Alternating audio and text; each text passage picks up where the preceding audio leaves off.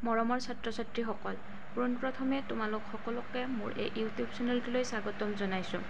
আজিৰ এই ভিডিঅ'টোত পঞ্চম শ্ৰেণীৰ আমি আৰু আমাৰ পৰিৱেশৰ পঞ্চম অধ্যায় আহাৰৰ প্ৰয়োজনীয়তা পাঠটিৰ প্ৰশ্ন উত্তৰসমূহ আলোচনা কৰিম। তোমালোক সকলোৱে শেষলৈকে ভিডিঅ'টো চাবা। এতিয়া অনুশীলনীলৈ যাওঁ। অনুশীলনীত চোৱা ১ নম্বৰ চমুকৈ উত্তৰ লিখা। ক দিয়া আছে আমাক কিয় আহাৰৰ প্ৰয়োজন হয়। খ খাদ্যত থকা উপাদানবোৰ কি কি। গ সুষম আহাৰ বুলিলে কি বুজা। সুষম আহাৰৰ কিয় প্ৰয়োজন। খ আমি কিয় যথেষ্ট পৰিমাণে পানী খাব লাগে।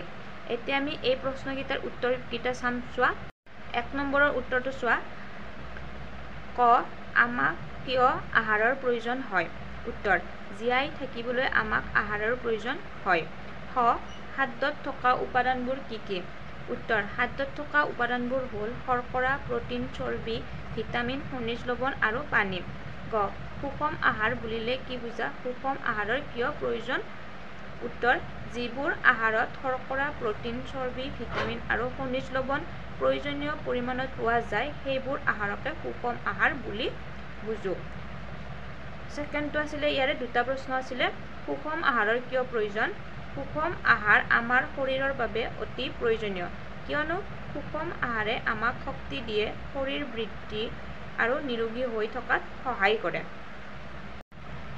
খ দিয়া আছে চোৱা আমি কিয় যথেষ্ট পৰিমাণে পানী খাব লাগে। উত্তৰ আমি যথেষ্ট পৰিমাণে পানী খাব লাগে কাৰণ ইয়াতে মই ক, খ, গ, ঘ হিচাপে লিখি দিছোঁ। তোমালোকে এনেকৈ লিখিলেও লিখিব পাৰা আৰু এই নাম্বাৰিং নকৰিলেও হ'ব। ক পানীয়ে আহাৰ হজম হোৱাত সহায় কৰে। খ পানীয়ে আমাৰ শৰীৰৰ অলাগতিয়াল পদাৰ্থবোৰ ঘাম আৰু প্ৰস্ৰাৱ ৰূপে বাহিৰ কৰাত সহায় কৰে। গ পানীয়ে শৰীৰ শীতল কৰি ৰাখে। খ পানী কমকৈ খোৱাৰ ফলত দেহত পানীৰ পৰিমাণ কমি গৈ বেমাৰ হোৱাৰ সম্ভাৱনা থাকে। সেয়ে আমি কি কৰিব লাগে পানী যথেষ্ট পৰিমাণে খাব লাগে। ২ নম্বৰ প্ৰশ্ন চোৱা খালী ঠাই পূৰ কৰা। ক জীয়াই থাকিবৰ বাবে ডেছৰ প্ৰয়োজন অৰ্থাৎ আহাৰৰ প্ৰয়োজন। খ আমাৰ দেহৰ গঠন আৰু বৃদ্ধিত সহায় কৰা উপাদানবিধ হ'ল ডেছ অৰ্থাৎ প্ৰটিন। গ সেউজীয়া শাক পাচলি আৰু ফল মূলত ডেছ আৰু ডেছ থাকে ভিটামিন আৰু খনিজ লৱণ থাকে। খ প্ৰয়োজনীয় পৰিমাণত সকলোবোৰ উপাদান থকা খাদ্যক ডেছ আহাৰ বোলে। এইটো হ'ব সুষম আহাৰ। ঙ ভিটামিন ডেছৰ অভাৱত চকুৰ দৃষ্টিশক্তি কমে। এইটো হ'ব ভিটামিন এৰ অভাৱত। ভিটামিন এৰ অভাৱত মানুহৰ চকুৰ দৃষ্টিশক্তি কমে। ৩ নম্বৰ চোৱা ক অংশৰ লগত খ অংশ মিলোৱা।